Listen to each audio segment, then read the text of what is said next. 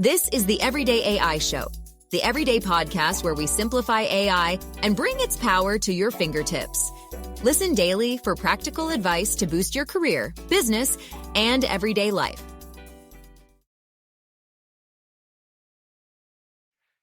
Can AI make you a better writer? Can using tools like ChatGPT or Jasper improve your writing and help you convert more? That's one of the things that we're going to be talking about today on Everyday AI. This is your show, guys. It's your daily live stream podcast and free newsletter, helping everyday people not just learn AI, but how we can actually leverage it in our day-to-day jobs. And one thing that almost all of us do is we write, right? Whether it's emails, presentations, whatever it is. And we have to be able to write compelling copy. And why not use AI? So stick around. We're going to talk about that in just a second. But first, let's talk about what's happening in the news. Every morning when we come to you live, 7:30 a.m. Central Standard Time, we go over the news and then we bring on a guest. So if you are joining us live, please make sure to drop a comment, drop a question too, and we'll get to it. So first up, in the news, AWS, so Amazon Web Services, just recently announced giving their customers the ability to build their own AI agents. So what does that mean for everyday people? Well, you might be able to automate your job a little better. And companies are going to be obviously using and investing their time into this new service to see how they can even automate more mundane and manual tasks. All right. Second piece. So Stable Diffusion has finally, after much anticipation, released their XL 1.0 image generation software. So this is kind of their first big iteration that a lot of people have been waiting for. So, Stable Diffusion is an image generation technology. Kind of on the show yesterday, we talked about Midjourney, which I think is the leader in this space. And then you have DALL-E from OpenAI and a couple of others. But Stable Diffusion is one of the big players. And, Stable Diffusion fans have been waiting for this XL 1.0 model for many months. So just released. So make sure to check out in the newsletter. We'll have more on that. And then last but not least, for our big news topics of the day, the Frontier Model Forum. Maybe you haven't heard of it yet, but you probably will be hearing about it. So this is kind of the big AI companies have united for safe progress. So this is separate from what we talked about Monday and last week on the kind of 7 big AI tech companies meeting with the White House and coming to an unofficial agreement. So the Frontier Model Forum is Microsoft, Anthropic, Google, and OpenAI have launched this to promote the safe and responsible development of advanced AI models. So a lot going on as normal. We already have some people joining us. Some fan favorites. Thank you, Nancy, for joining us. Good morning. Great topic. I agree. Brian, good morning.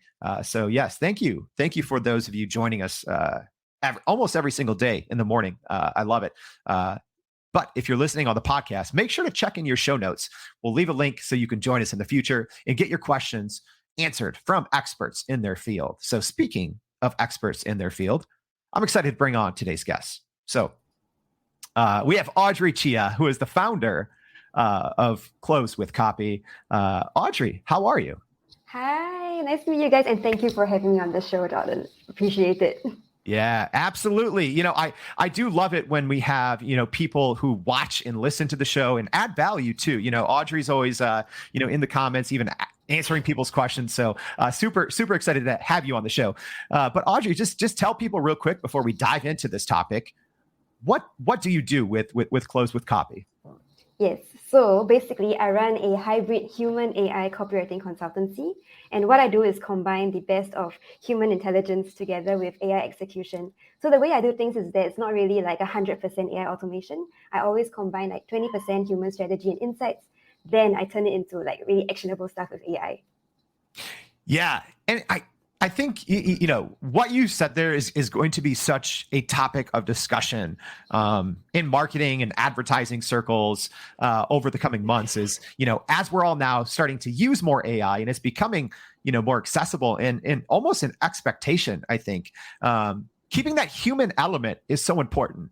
How have you tried to do that so far, working with your clients or even in your own business building, keeping that human touch, but also using all of those AI tools? Yeah, so I personally have experimented with lots of AI tools. Like I'm all about optimization. So I've tried almost like 8 to 10 different copy AI tools. The problem that I faced when I used those tools was that it doesn't actually include the human insight. It doesn't have your brand tone of voice, your market positioning. It doesn't capture the true value of the brand. So what I had to do was to figure out how I could prompt for this approach, which means actually turning the way I think into a system of prompts and then using that and creating really high quality content. So that kind of like a higher level thinking, right, actually translates into better quality work. Yeah.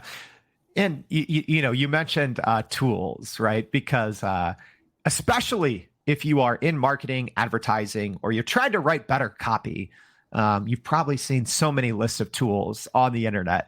And it's always a question that we get, here on the show. So I'll just go ahead and ask it. For creating not just better copy with AI, but copy that converts, because that's what this is all about, everyone, right?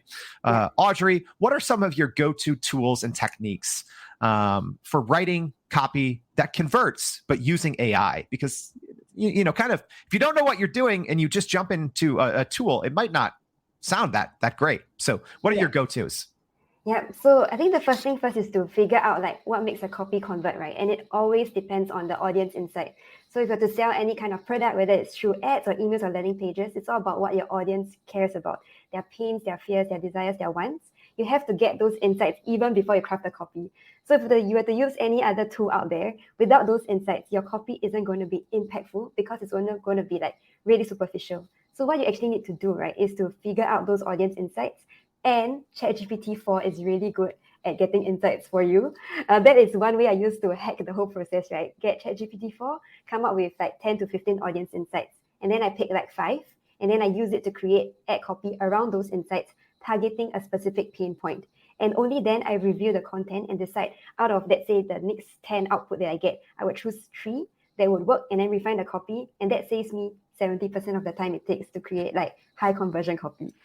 Yeah, absolutely. So if you're a new ChatGPT user, Audrey just gave you some great insights. These are the exact things that we even talk about in our course. And don't worry, we are going to go over a lot in this conversation. We do have the free newsletter where we're going to be recapping everything. So sit back and enjoy. You don't have to jot down notes too fast. And I do want to quickly just give a shout out to other listeners joining us. So Josh, thank you for tuning in. Michael joining us from New Jersey. Jan joining us from Germany. He said, good morning. We just had lunch. Esther, thank you for joining. Maurice, there's a lot of people. Monica from Chicago. All right. So one thing, Audrey, that you mentioned is GPT-4. And I think even people don't always understand what that means. So let's break it down. So in ChatGPT, if you're using the free version, you are using 3.5. And I tell people that's like using a flip phone from the 90s, right? When you're using GPT-4, especially with plugins or with code interpreter, so there's different modes, I say that's like using a smartphone, right? It's like using the newest smartphone. What's kind of your advice for people who are maybe new to the paid version of ChatGPT? Because you mentioned some great things like using it to get audience insights and some of those things. So what's kind of your best advice for someone that's just starting in the pro version of ChatGPT? I have so many tips, but I will only share 3 today, okay? So the first tip is that if you really want to write really high converting copy, you should always go for GPT-4. I tested the same prompt on 3.5 and 4. The output of 4 is always better. It understands the brand's tone of voice and the nuances a lot better than GPT 3.5. The second thing is to use GPT-4 with Web Scraper. The reason is because you can actually pull a tone of voice from a brand just by having the website link included in the prompt. So there are some tricks that I use to actually analyze a brand's tone of voice, right? And then use that again to create copy that converts in the brand's tone of voice. So think of it like a tool, right? You don't think of it as like giving it instructions. You can think of it as how would you use it to get the output that you want and then recreate something that you actually want. So it's always like, how can I play around with things and get creative in order to identify the actual output? And the third thing is actually for audience insights. GPT-4 is pretty good. It gives me really, really good insights, and it's pretty accurate. And some of them actually create really good results as well. So if you compare 3.5 and 4, right, the insights itself, the level of difference is wow. Just test it for yourself. Yeah. And what Audrey said there is so important, because one thing that people always struggle with using AI or GPT, especially when it comes to writing, is hallucinations or getting things that aren't right or aren't correct. So yes, you need to be on GPT-4 for that, but you also need to, like Audrey said, you need to have a plugin that enables you to read websites or to scrape websites, right? Because I've even done a couple videos on this, but even other other AI chats that are, connected to the internet, even when you give them links, they cannot always read it correctly, because they don't, even if you give Anthropic's Cloud 2 a link, Google Bard a link, Microsoft Bing Chat a link, they actually query. They don't visit the link. So that's where ChatGPT has such a huge advantage. A couple other comments already and questions that I'd love to get to. So, yes, this is a live recording for Schwat, who just asked. So if you do have questions for Audrey, make sure you ask those questions. So Nancy with a question here. It seems like prompting has become a new craft to learn. Audrey, do you agree?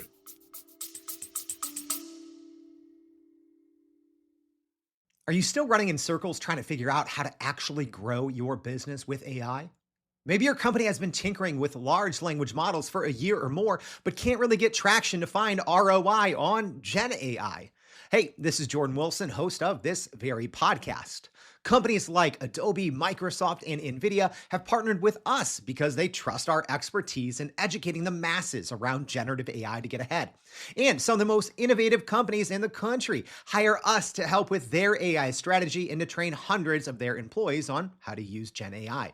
So whether you're looking for ChatGPT training for thousands or just need help building your front-end AI strategy, you can partner with us too, just like some of the biggest companies in the world do. Go to youreverydayai.com/partner to get in contact with our team, or you can just click on the partner section of our website. We'll help you stop running in those AI circles and help get your team ahead and build a straight path to ROI on Gen AI.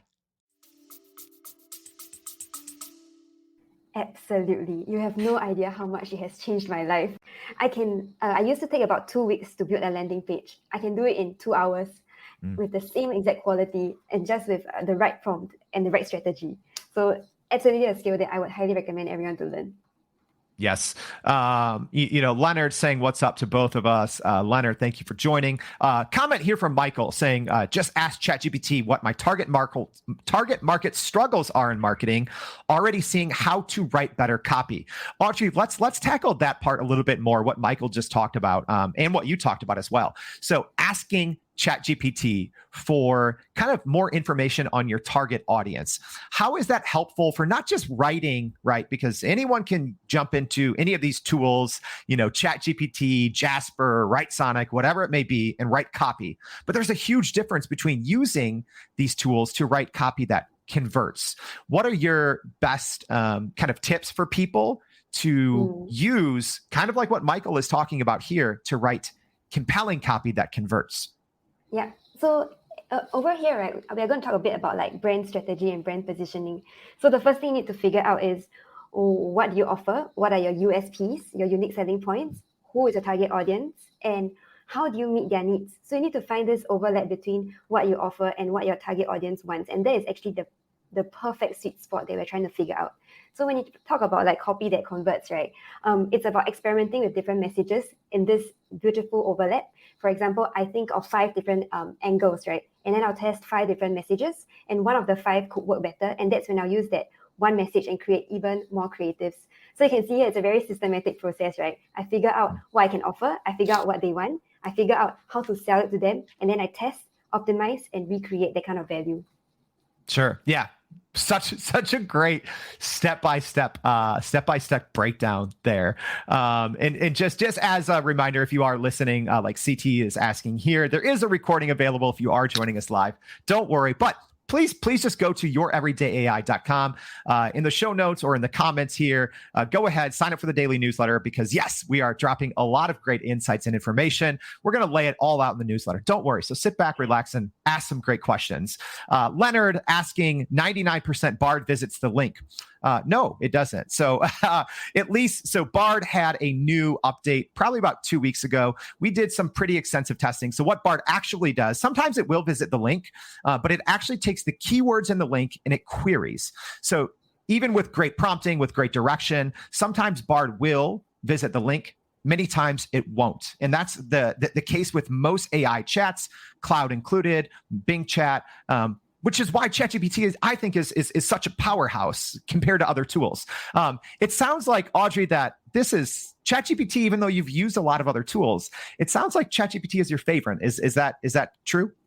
For now, you never know what's going to come out. So I shall wait and see. But for now, GPT-4 is my absolute favorite. If you know how to prompt, you know the final vision that you want, you can create lots of incredible results in a short amount of time, and the quality can still remain the same. So it's never a trade-off between I'm using AI.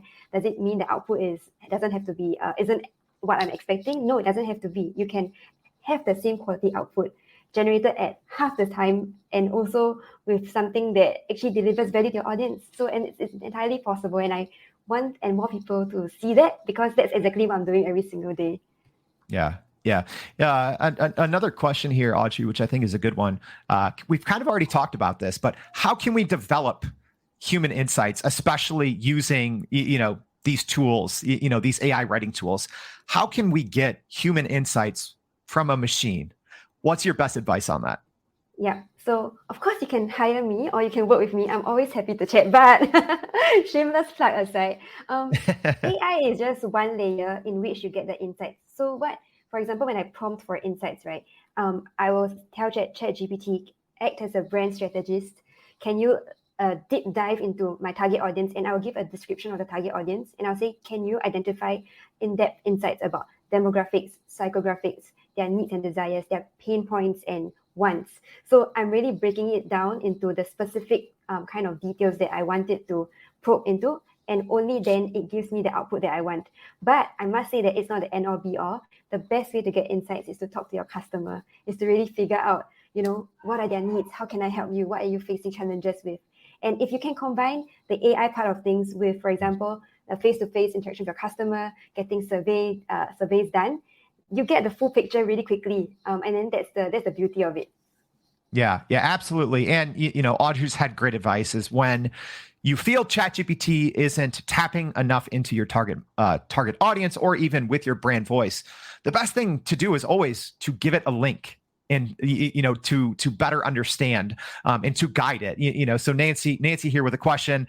And I will break this down a little in a different way. So asking web scraper, what does that mean? Is that a plugin like MixerBox? Want to make sure you understand the term. So yes, these are plugins for the most part that we're talking about. So ChatGPT used to have a mode, which is different than a plugin, called Browse with Bing. But because of a lot of copyright infringement lawsuits, that mode is gone now. So yes, you do have to have plugins enabled to access the internet. And there are different types of internet plugins. We've used them all. I believe there's 13 as of last week. And we're going to do another show on this next week. But all internet connected plugins perform differently. That's the thing. So you should always be testing different plugins for your best needs. So Audrey, I have a question. We have plenty from the audience, but I have one here. You're spending a lot of time comparing different tools, different techniques, right? What's kind of maybe one takeaway through all of your experimentation that maybe has surprised you, and on the backside, you're like, oh, if I would have known that a month or two ago, this would have saved me a lot of time. So what's some of that advice that you can impart onto the audience through what you've learned? Yeah, this is good. This is the goal. Okay, so I'm going to share something that I discovered through a process of experimentation. You can get ChatGPT to critique its own work. So this is the amazing part. So let's say it gives you V1, right? And then you're not very satisfied with it. And you're wondering, how can it be better? I then asked it to critique its own work from the lens of X, Y, and Z. And then it gives me V2, now improved with that feedback that I didn't actually give it. So it actually gave itself feedback and gave you a better output. That's a really cool hack. You should try it. It's a fun hack.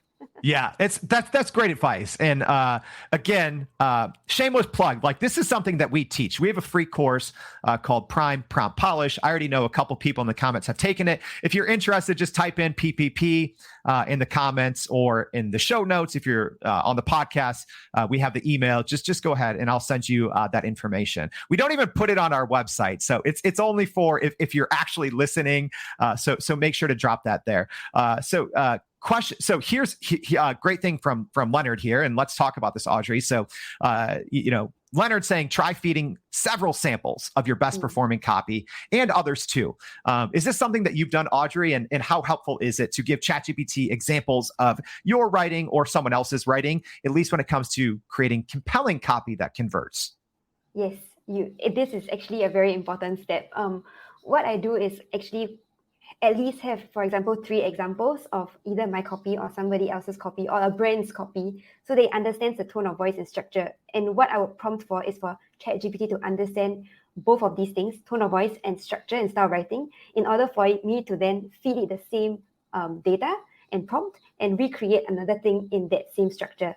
But what I can also advise is that for high conversion copy, you need to think about, again, the length of it. Because if you use any other AI tool or you ask ChatGPT, write me a Facebook copy, right? You're going to see an essay. It's not going to work. So another hot tip that I have is think about the channel in which you are going to be posting your ad or your content on, and what is the best length and format for it. And then you create the prompt using that format and structure in mind. And that gives you really great output as well.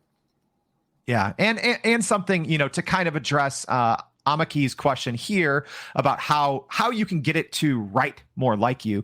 A small thing that I think people overlook is what we teach is every single chat, you need to train that individual chat as if it's an employee. So, don't, start a new chat every day. All of those tasks, all of those chats should be specific for different tasks that you need, and you should be continually going in there. Like Audrey said, V1, not good enough. Let's work on it. V2. So with whatever that chat was for, whenever you're working on a project that needs that, go back to that chat that you're already training, right? Audrey, what is maybe as you look, in the future, right? There's been so many new advancements in just writing copy, right? We talked about Cloud from Anthropic. Google Bard has had some big updates. We didn't even talk about this, but finally, Microsoft Bing Chat, you don't have to download the Edge browser. You can finally use it in Chrome. So there's a lot going on in this kind of AI chats world. What are some maybe new developments or new projects in the creative writing space and using AI? What are things you're looking forward to or things that you're working on that you're really excited about? Yeah, I think one thing that I'm really excited about is actually using AI for the data side of things, for performance marketing. So for those of you who are not familiar with performance marketing, it's like if you're running ads on Facebook or Instagram and you're looking at the data to find the results, right? So in an ideal situation as a marketer, I would love to see AI generated copy based on smart insights that's then tested. And then once you get the results, right, you get AI to analyze the best results, and then you recreate copy that then creates a beautiful funnel. I'm pretty sure it's going to happen soon. And I think that marketers who are able to leverage such tools or figure out a flow like that for themselves will be the ones that are going to be a hit. Absolutely. There's so many marketers and advertisers who are trying to avoid AI for whatever reason. And I just say stop, right? Like Facebook Meta, right? They just announced yesterday that their stock went up 10% in one day, which is unheard of for a company that size, largely because of how they're integrating their AI into their advertising model, because now it's de facto out of the box. You have AI options.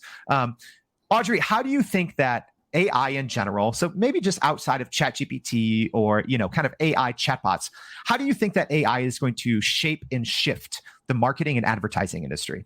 Yeah, so maybe just to share, right? The reason why I started to use AI was because my client dropped me a message one day and said, Audrey, you're going to be replaced. And he sent me a link of ChatGPT, and I was like, so that started my entire journey. And that was why I actually thought, if I see the potential of it, it's not fully there yet, but if I were to choose, I'd rather ride the tide than fight the current, right? And if I can leverage it to scale even faster, then why not do so? I know there are a lot of marketers and advertisers who are still afraid of it, who think that, it could replace many aspects of their jobs. But if you think of it as a tool that you use in your process, what you're going to be able to do is to run even faster than before and create even greater things than before. So you have the vision. AI is that canvas in which you paint your vision on, and that's how I see it. Yeah. Wow. We could have this conversation going on for hours, but let's stop there, because I think that's such a good place to end. And you probably have so many more questions. There's so many comments that are in. So thank you for joining today. But Audrey, I'm going to give you one last opportunity here. Why should people be using AI in their writing? And what is your one takeaway to get people started? Okay, so I think the reason why you should be using it is because, again, if you're not using it, you're missing out. That's really it. There's so much potential and opportunity, right? If you're able to harness the right prompts, you will see huge time savings. You'll see lots and lots of quality output generated, and you'll be able to scale them faster than before. And that's what I tell all my clients and all the brands who are even maybe at this stage not really sure about using AI, but considering. So if you haven't started, do it. And if there's one takeaway, is that AI should never be used alone. You should always combine it with human insight, human strategy, high-level thinking, and that's how you maximize its potential. Absolutely. Wow. So Audrey, so much knowledge dished out, so many great tips and advice for the everyday person trying to improve their copywriting using AI, but still keeping it human. Thank you so much for joining the show. We really appreciate it. Thank you for having me. All right. And as a reminder, we talked about a lot. There's a lot of tools, a lot of tips, a lot of processes. Don't worry. We're going to break it all down for you bit by bit. We have a free daily newsletter. So make sure you go to youreverydayai.com, sign up for that free daily newsletter. We're going to be sharing about all the different things that Audrey talked about, all the different tools, tips, and techniques, as well as everything else. We break down the AI news every single day. We do tutorials, so many things. So make sure you check out the free daily newsletter. And we are giving away 6 months of ChatGPT Plus and 6 private lessons. So even if you have the paid version of ChatGPT Plus to take advantage of all these things that Audrey was talking about, you still might need someone to teach you how. So make sure to go sign up. That ends in a couple of days. So with that, thank you so much for joining us, and we hope to see you back tomorrow and every day on Everyday AI. Thank you. And that's a wrap for today's edition of Everyday AI. Thanks for joining us. If you enjoyed this episode, please subscribe and leave us a rating. It helps keep us going. For a little more AI magic, visit youreverydayai.com and sign up to our daily newsletter so you don't get left behind. Go break some barriers, and we'll see you next time.